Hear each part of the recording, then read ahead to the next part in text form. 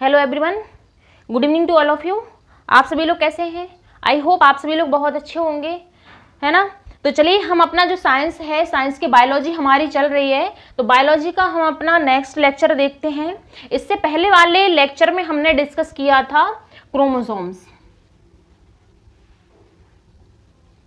Chromosomes के बारे में हमने डिस्कस किया था कि क्रोमोसोम्स क्या होता है और क्रोमोसोम्स के कितने टाइप हैं। हमने अपना जो स्ट्रक्चर है, स्ट्रक्चर के थ्रू हमने अपने जो क्रोमोसोम्स हैं, क्रोमोसोम्स का स्ट्रक्चर देखा था एंड टाइप देखे थे क्रोमोसोम्स के, है ना। तो इससे आगे हम जो कुछ टर्मोलॉजी हैं, जैसे कि जीनोम क्या है, कैरोटाइप क्या है, आइडोग्राम क्या है ना, ये कुछ जो टर्म है ये हमारे क्रोमोसोम से रिलेटेड हैं, है ना। और ये वैक्यूल्स क्या है, वैक्यूल्स के कितने टाइप है, सेल वॉल क्या है, सेल डिवीजन क्या है, माइटोसिस एंड मियोसिस, इन सारे टर्म्स के बारे में हम डिटेल में डिस्कस करेंगे इस वीडियो में, है ना। तो चलिए हम डिस्कस करते हैं बिना किसी देरी के। तो जो सबसे पहले लिखा हुआ है यहाँ पर जीनोम, जीनोम क्या होता है ना। तो जैसे कि हमने देखा था पहले वाले वीडियो में कि किसी भी स्पीसीज है, कोई भी स्पीसीज है प्लांट की या फिर बोले तो एनिमल की स्पीसीज या किसी भी ऑर्गेनिज्म की स्पीसीज हम देखें तो मैं उसमें क्या होता है, नंबर ऑफ क्रोमोसोम्स रहते हैं। कोई सेल होती है, एक सेल में जो सेल रहती है उसमें कोई भी ऑर्गेनिज्म है, कोई भी स्पीसीज है, तो उसमें एक स्पेसिफिक नंबर होता है क्रोमोसोम का। जैसे कि हम अपने एनिमल में देखें, हम अपने मैन की, ह्यूमन बीइंग की देखें, मैन की देखें, तो मैन में टोटल जो क्रोमोसोम्स रहते हैं वो होते हैं 46 क्रोमोसोम्स रहते हैं मैन में 46 क्रोमोसोम्स रहते हैं, राइट, है ना। तो बोले टोटल 46 क्रोमोसोम्स रहते हैं। अगर पेयर में अगर हम बोलें तो 23 पेयर्स, है ना, 23 पेयर्स होते हैं। बोलें तो जो ह्यूमन में या बोलें तो मैन में, है ना, मैन में जो क्रोमोसोम रहते हैं, नंबर ऑफ क्रोमोसोम्स वो रहते हैं 46 एंड टोटल पेयर्स में जो रहते हैं वो है 23 पेयर्स होते हैं, है ना। तो हम बोल सकते हैं कि जो हमारे ह्यूमन है, हम जैसे कि मैन है या वुमेन है, उसमें टोटल नंबर ऑफ क्रोमोसोम्स 46 रहते हैं या बोलें तो 23 पेयर्स ऑफ क्रोमोसोम्स रहते हैं, है ना। तो क्या होता है कि जैसे क्रोमोसोम है, क्रोमोसोम जब सेल डिवीजन होता है, हम सेल डिवीजन को और आगे चल के अच्छे से डिस्कस करेंगे। सेल डिवीजन क्या होता है कि हमारी जो बॉडी है, हमारी बॉडी है इस नंबर ऑफ सेल से मिलके बनी होती है। तो क्या होता है कि सेल डाई होती रहती हैं, डेड हो जाती है कुछ टाइम के बाद एंड न्यू सेल्स बनती रहती हैं, है ना। ओल्ड सेल से न्यू सेल्स बनती रहती हैं।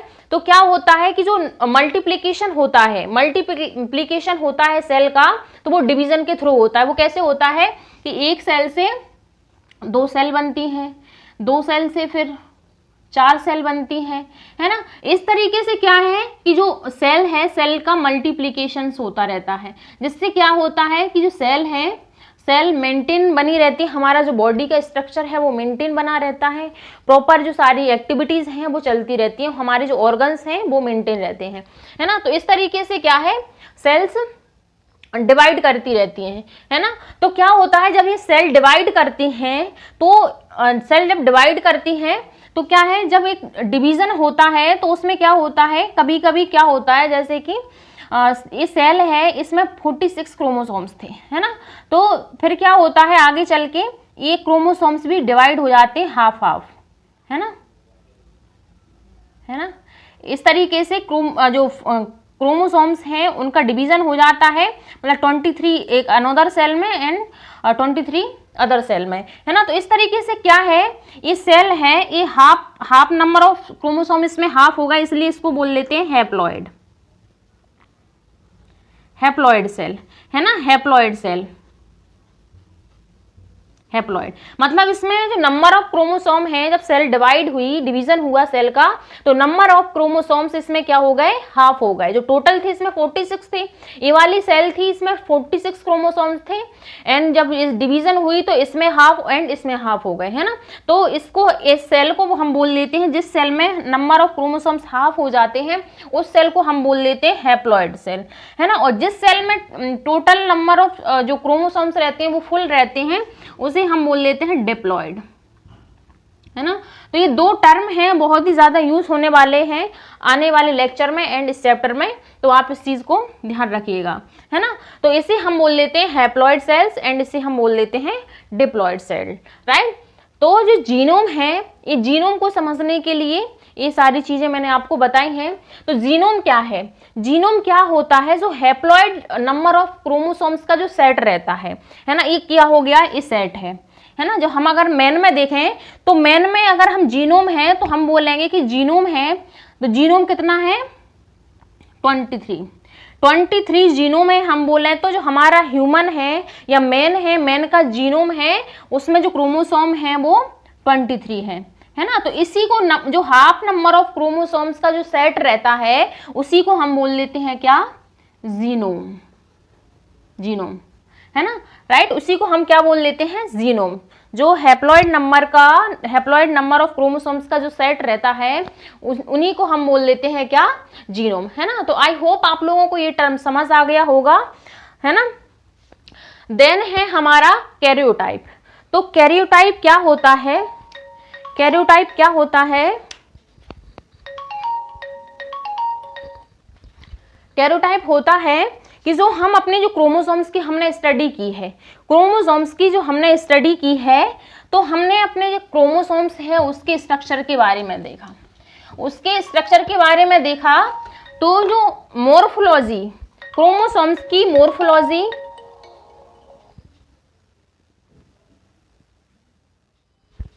क्रोमोसोम्स की जो मॉर्फोलॉजी है, तो क्रोमोसोम्स की मॉर्फोलॉजी को ही स्टडी करना, क्रोमोसोम्स की मॉर्फोलॉजी मतलब उसका स्ट्रक्चर क्या है, नंबर ऑफ क्रोमोसोम्स किसी स्पीशीज में कितने हैं, उन सबको स्टडी करना, उसी को हम बोल लेते हैं क्या, कैरियोटाइप। उसी को हम बोल लेते हैं क्या, कैरियोटाइप। मतलब जो हमारा सेल होता है, ये हमारी सेल होती है, इसमें क्या होते हैं, न्यूक्लियस होता है, इसमें क्या होता है, न्यूक्लियस। ये क्या है, पूरी सेल, इस सेल का क्या होता है, न्यूक्लियस, ये क्या है, न्यूक्लियस। तो इस न्यूक्लियस की स्टडी करते हैं, इस न्यूक्लियस की स्टडी करते हैं, और इस न्यूक्लियस में क्या होते हैं, क्रोमोसोम्स रहते हैं, number of pairs of chromosomes रहते हैं। तो इन क्रोमोसोम्स की जो फिजिकल स्ट्रक्चर रहता है, कि मतलब जो क्रोमोसोम्स है उसका स्ट्रक्चर कैसा है ना। और उसमें जो आर्म्स रहती हैं, हमने आर्म्स के बारे में पढ़ा था, long arm and short arm के बारे में, है ना। और नंबर ऑफ क्रोमोसोम्स कितने हैं, 23 हैं, या किसी ऑर्गेनिज्म में कितने क्रोमोसोम्स है, उस तरीके से टोटल जो क्रोमोसोम्स की स्टडी को हम बोल लेते हैं क्या, कैरियोटाइप, है ना। तो study of morphology of chromosomes, उसको हम बोल लेते हैं क्या, कैरियोटाइप, है ना। मॉर्फोलॉजी ऑफ क्रोमोसोम्स, है ना।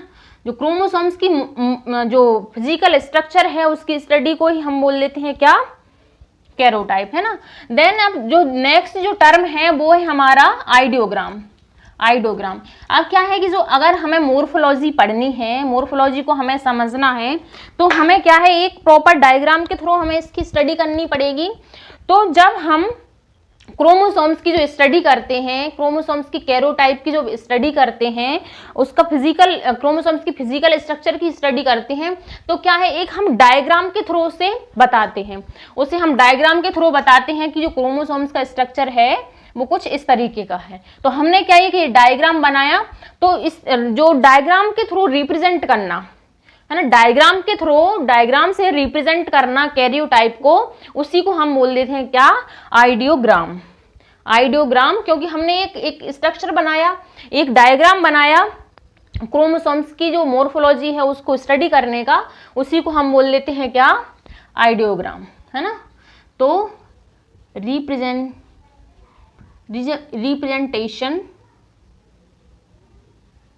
Representation bye diagram.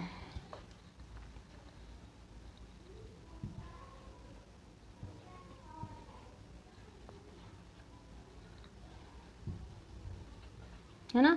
डायग्राम के थ्रू जो हमारी कैरियोटाइप है, मोर्फोलॉजी है क्रोमोसोम्स की, उसको डायग्राम के थ्रू रिप्रेजेंट करना, दिखाना, उसी को हम बोल लेते हैं क्या, आइडियोग्राम, है ना। तो आई होप आप लोगों को ये तीनों टर्म समझ आए होंगे कि जीनोम क्या है, कैरियोटाइप क्या है एंड आइडियोग्राम क्या होता है ना। देन अब हम नेक्स्ट स्टडी करेंगे वो है वैक्यूल्स। वैक्यूल्स, तो ये वैक्यूल क्या है, हमने अपने जो सेल है, सेल के सेल ऑर्गेनल्स के बारे में पढ़ा था, माइटोकॉन्ड्रिया, प्लास्टिड्स, है ना, गोल्जी अपैरेटस, गोल्जी बॉडी जिसे बोलते हैं, है ना, एंडोप्लाज्मिक रेटिकुलम। तो इसी तरीके से जो सेल है, सेल के अंदर एक वैक्यूल भी पाया जाता है, वैक्यूल पाया जाता है। जनरली जो क्या है, प्लांट जो सेल रहती हैं, प्लांट सेल, तो प्लांट सेल में ये ज्यादा बड़ा वैक्यूल होता है ना। वैक्यूल इस तरीके से ये हमारा न्यूक्लियस हो जाता है, फिर एक इस तरीके से वैक्यूल रहता है जो कि साइटोप्लाज्म में रहता है, लेकिन इसके अंदर जो जगह रहती है ये बिल्कुल खाली रहती है, मतलब ये खाली रहती है, इसमें साइटोप्लाज्म नहीं होता है, और ये मेम्ब्रेन बाउंड स्ट्रक्चर रहता है, ये मेम्ब्रेन बाउंड स्ट्रक्चर रहता है ना। और ये प्लांट सेल जो रहती है, प्लांट सेल में ये ज़्यादा बड़ा होता है कंपैरिजन टू जो एनिमल सेल रहती है, एनिमल सेल से बड़ा रहता है वैक्यूल प्लांट सेल में, है ना, इस तरीके से। तो इसको हम क्या बोल लेते हैं, वैक्यूल। वैक्यूल ये क्या है, न्यूक्लियस, ये है न्यूक्लियस, है ना। तो हमें स्टडी करना है, हमारा जो सेल ऑर्गेनल है वो है वैक्यूल, है ना। तो वैक्यूल क्या होता है, एक ऐसा जो सेल साइटोप्लाज्म में, सेल के साइटोप्लाज्म में एक ऐसा सेल ऑर्गेनल रहता है जो कि मेम्ब्रेन बाउंड रहता है, ये मेम्ब्रेन से बाउंड है, ये मेम्ब्रेन है, मेम्ब्रेन से बना हुआ है ना। और एक खाली जगह रहती है, ये खाली जगह रहती है, इसमें कुछ मटेरियल स्टोर हो जाते हैं, है ना। जैसे कि अब हम देखेंगे इसमें, हम अपने जो वैक्यूल है, वैक्यूल के टाइप, है ना। तो वैक्यूल कितने टाइप के रहते हैं, जैसे कि यहाँ पर लिखा हुआ है वैक्यूल, फर्स्ट है sap vacuoles and contractile vacuoles, food vacuoles and air vacuoles, right. तो ये 4 टाइप हैं वैक्यूल के on the basis of storage, है ना, कि कौन सा वैक्यूल किस चीज को स्टोर किए हुए हैं, उसके अकॉर्डिंग यहाँ पे वैक्यूल है, वैक्यूल का डिवीजन किया गया है।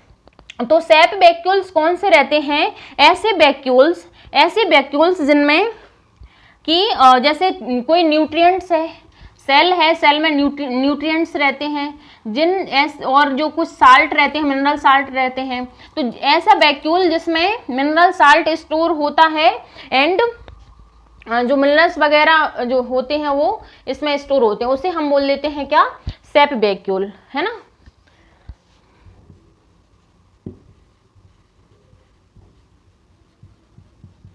ऐसे वैक्यूल जिसमें मिनरल साल्ट से स्टोर होते हैं उन्हें हम बोल लेते हैं सेप वैक्यूल, है ना। एंड दूसरा है कॉन्ट्रैक्टाइल वैक्यूल। तो कॉन्ट्रैक्टाइल वैक्यूल्स कौन से वैक्यूल होते हैं, ऐसे वैक्यूल जो कि एक्सक्रिएशन में हेल्प करते हैं, जैसे कि कॉन्ट्रैक्शन होता है उनमें, अगर कोई वैक्यूल है, वैक्यूल में कुछ मटेरियल, जैसे कोई ऐसा मटेरियल स्टोर है जिसको सेल को एक्सक्रीट करना है आउट ऑफ द सेल, है ना। तो सेल को जब एक्सक्रीट करना है तो क्या है होता है, ये सेल के बाहर जाके ये ओपन हो जाता है, जिससे क्या होता है, जो भी मटेरियल इसमें भरा होता है वो बाहर निकल जाता है, कॉन्ट्रैक्ट हो जाता है, ये कॉन्ट्रैक्ट होता है ये वैक्यूल, जिसकी वजह से ये एक्सक्रीट कर देता है ना। तो ये क्या होता है, एक्सक्रीशन में हेल्प करता है ना। तो ये क्या होता है, जो एक्सक्रीशन में हेल्प करता है कुछ ऐसे मटेरियल्स को, उसे हम बोल लेते हैं contractile vacuoles. And food vacuoles होता है, फूड वैक्यूल क्या होता है, डाइजेस्टिव एंजाइम्स रहते हैं। जो सेल रहती है हमारे सेल में क्या होता है कि डाइजेस्टिव एंजाइम्स रहते हैं, है ना। डाइजेस्टिव एंजाइम्स भरे रहते हैं इस वैक्यूल में, जिससे क्या होता है, जो भी फूड मटेरियल इस सेल के अंदर आता है वो डाइजेस्ट हो जाता है ना। तो ऐसे वैक्यूल्स को हम बोल लेते हैं क्या, फूड वैक्यूल्स, जिसमें डाइजेस्टिव एंजाइम्स पाए जाते हैं, है ना। एंड जो लास्ट है वो है एयर वैक्यूल्स, जिसमें ऐसा वैक्यूल जिसमें कि एयर फिल होती है, एयर भरी रहती है ना। एयर भरी रहती है ज़्यादातर, और ये हेल्प करते हैं जिससे कि क्या होता है कि जो सेल है, सेल का एक शेप मेंटेन रहता है, वो एक उस तरीके से रिजिड बनी रहती है, अपने शेप में बनी रहती है, और एक बायोएंसी प्रोवाइड करता है। एयर वैक्यूल जो होता है, जिस वैक्यूल में एयर भरी रहती है, वो एक सेल को बायोएंसी प्रोवाइड करता है, मतलब कि वो एक तैरती रहती है फ्लूइड में, है ना, क्योंकि एयर होगी जिस वैक्यूल में, तो वो सेल क्या है, वो फ्लोट करती रहेगी, है ना। तो इस तरीके से जो वैक्यूल्स हैं उनके टाइप हैं shaped vacuoles, contractile vacuole, food vacuole and air vacuole, है ना। तो ये सिंपल सी चीज थी हमारे वैक्यूल्स के बारे में, है ना। इसी तरीके से और क्या है कि जो प्लांट सेल है, प्लांट सेल में जो वैक्यूल पाया जाता है, जैसे कि प्लांट सेल है, प्लांट सेल में जो इस वैक्यूल को बाउंड जो मेम्ब्रेन करती है उसे हम बोल लेते हैं टोनोप्लास्ट, टोनोप्लास्ट, है ना। ध्यान रखिएगा, जिस मेम्ब्रेन से जो प्लांट सेल में वैक्यूल बाउंड रहता है उसे बोल देते हैं हम टोनोप्लास्ट। ये चीज बहुत ही ज्यादा इंपॉर्टेंट है कि जो प्लांट सेल में वैक्यूल को जो मेम्ब्रेन जो बाउंड करती है ना, उसे हम बोल देते हैं क्या, टोनोप्लास्ट, है ना। तो इस टर्म का याद रखिएगा, है ना, इस तरीके से। एंड अब हमारा जो नेक्स्ट टॉपिक है हमारा, वो है सेल वॉल। सेल वॉल, आप ये जो डायग्राम है, डायग्राम को बनाते रहिएगा, साथ साथ में डायग्राम को बनाते चलिए, है ना। और जो ईयर वैक्यूल्स है ज्यादातर ओनली ये पाया जाता है प्रोकार्योटिक सेल में। ईयर वैक्यूल है ये प्रोकार्योटिक सेल में पाया जाता है, ध्यान रखिएगा, ओनली ऑन प्रोकार्योटिक सेल जरूरत है। हमने पढ़ा था यूकार्योटिक सेल, जिसमें जो सारे सेल ऑर्गेनल है, ऐसी सेल जिसमें सारे सेल ऑर्गेनल मेम्ब्रेन बाउंड रहते हैं एक प्रॉपर तरीके से, उसे हम बोल लेते हैं यूकार्योटिक। एंड प्रोकार्योटिक सेल वो होती है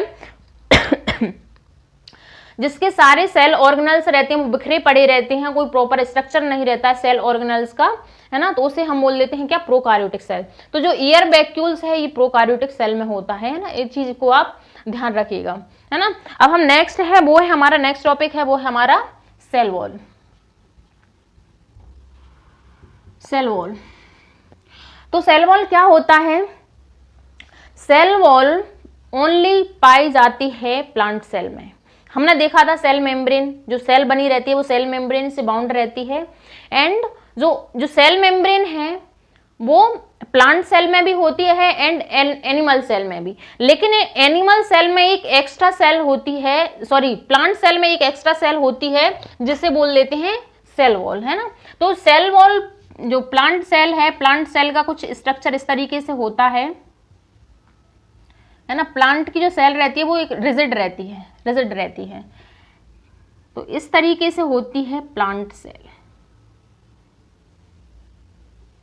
है ना। जनरली हम देखेंगे इस तरीके से। तो क्या है,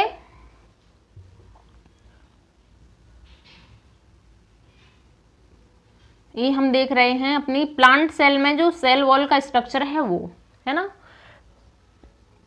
तो ये है नॉर्मल सेल होती है। जो एनिमल सेल में क्या होता है, एनिमल सेल में इस तरीके से ये क्या होती है, ओनली ये सेल मेम्ब्रेन रहती है, इस तरीके का स्ट्रक्चर रहता है। जो एनिमल सेल है वो फ्लेक्सिबल रहती है, जबकि जो प्लांट सेल है वो एक रिजिड रहती है। क्यों, क्योंकि ये जो सेल वॉल है वो इसे रिजिडिटी प्रोवाइड करती है। तो ये क्या होती है, सेल मेम्ब्रेन, है ना। ये सेल मेम्ब्रेन है एनिमल सेल की, एनिमल सेल की सेल मेम्ब्रेन है। तो इस तरीके से एनिमल सेल का स्ट्रक्चर रहता है, जबकि प्लांट सेल का स्ट्रक्चर कुछ इस तरीके से रहता है। क्यों, क्योंकि ये एक रिजिडिटी प्रोवाइड करती है, ये सेल वॉल है ना। तो इस तरीके से क्या है कि हमारी ये है सेल वॉल, है ना। तो ये रहती है सेल वॉल, सेल वॉल, और जो अंदर की साइड होती है उसे हम बोल देते हैं क्या, सेल मेम्ब्रेन, सेल मेम्ब्रेन है ना। तो ये होती है जो आउटर सरफेस रहती है प्लांट सेल की, वो बनी होती है सेल वॉल की, और ये काफी थिक रहती है एंड रिजिड रहती है, जिससे क्या होता है, इस प्लांट सेल को रिजिडिटी मिलती है, एक स्ट्रेंथ मिलती है। और बाहर से जो भी पैथोजेंस आते हैं, कोई भी वायरस बैक्टीरिया आते हैं, उनसे इसको प्रोटेक्शन भी मिलता है ना। तो इस तरीके से आप इस चीज को ध्यान रखिएगा। अब हम देखते हैं जो हमारी सेल वॉल है, ये जो सेल वॉल है इसका हम स्ट्रक्चर देखते हैं।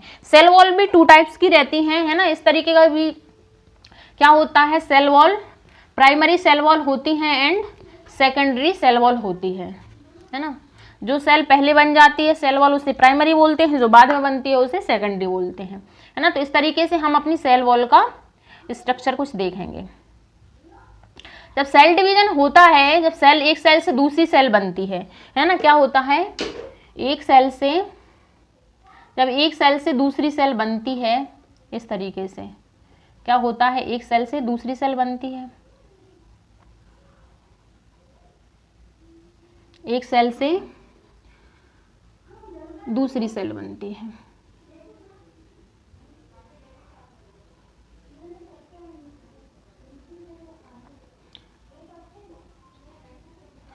ना। कुछ इजी सा स्ट्रक्चर है सेल वॉल का, इस तरीके से।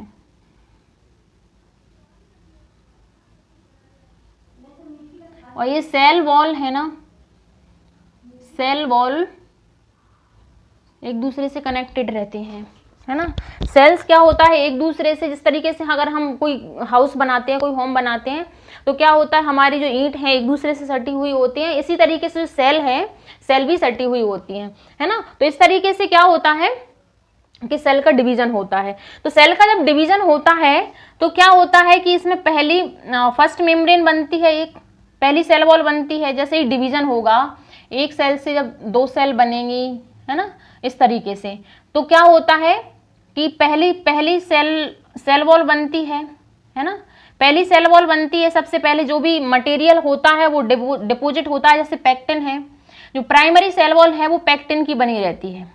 पैक्टिन एक सब्सटेंस है जो कि प्रोटोप्लाज्म से ही निकल के जाता है। हमने प्रोटोप्लाज्म पढ़ा था, क्या होता है प्रोटोप्लाज्म, तो वो मैं आपका यहाँ पर नहीं समझाऊंगी, मैं आपको समझा चुकी हूँ पहले वाली वीडियो में।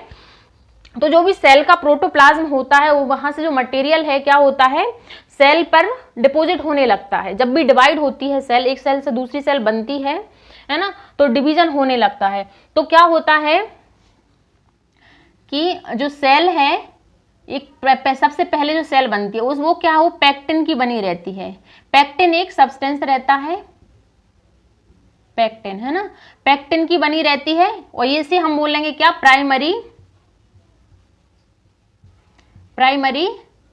Cell wall, primary cell wall, है ना।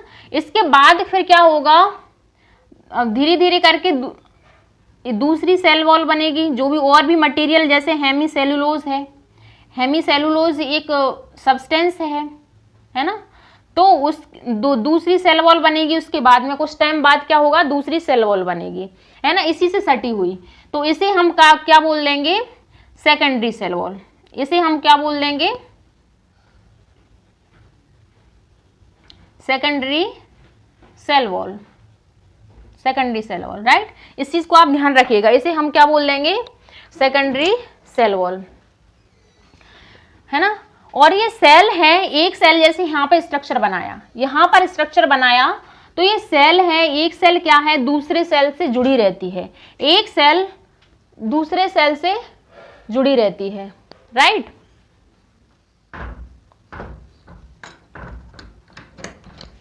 एक सेल दूसरे सेल से जुड़ी रहती है, तो उसे हम बोल लेते हैं क्या, इसे हम क्या बोलेंगे, मिडिल लैमेला, है ना। मैं आपको इस वाले स्ट्रक्चर में बता रही हूँ मिडिल लैमेला।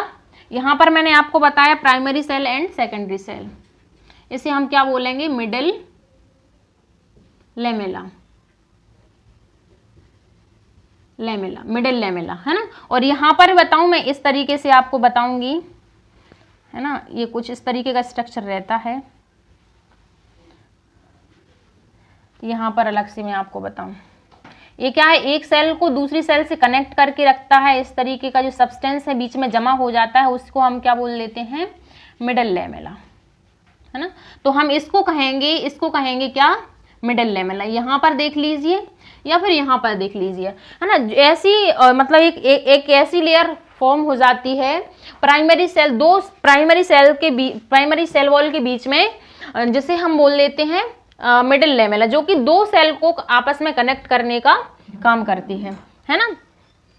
एंड क्या होता है, ये सेल है, ये सेल वॉल है, सेल वॉल के बीच बीच में क्या होते हैं, इस तरीके से होल्स रहते हैं, चैनल्स रहते हैं, जिससे क्या होता है एक सेल दूसरी सेल से कनेक्ट रहती है और उससे क्या होता है एक सेल का मटेरियल दूसरी सेल में जा पाता है ना, एक सेल का मटेरियल दूसरी सेल में जा पाता है। इसको हम बोल लेते हैं क्या, प्लाज्मोडेस्माटा।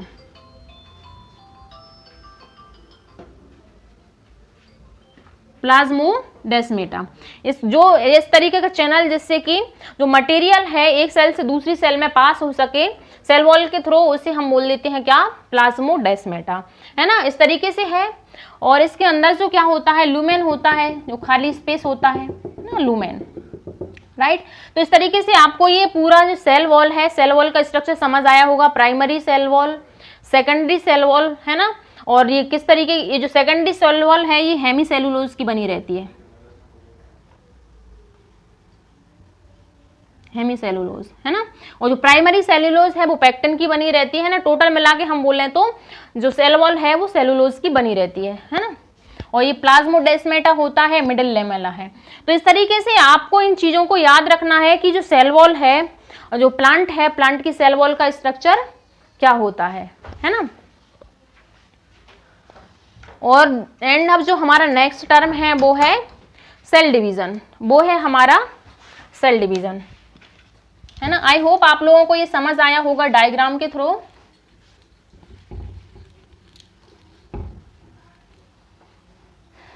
है ना। देन है नेक्स्ट टर्म है हमारा, वो है हमारा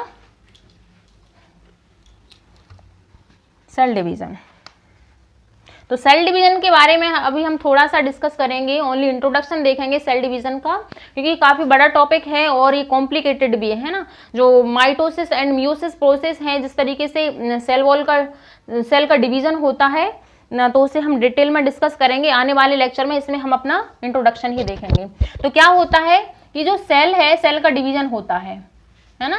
एक सेल से दो सेल बनती हैं, 2 से 4 बनती हैं, 4 से 8 बनती हैं। इस तरीके से क्या होता है, सेल का डिवीजन होता है। इसी को हम क्या बोल लेते हैं, सेल डिवीजन,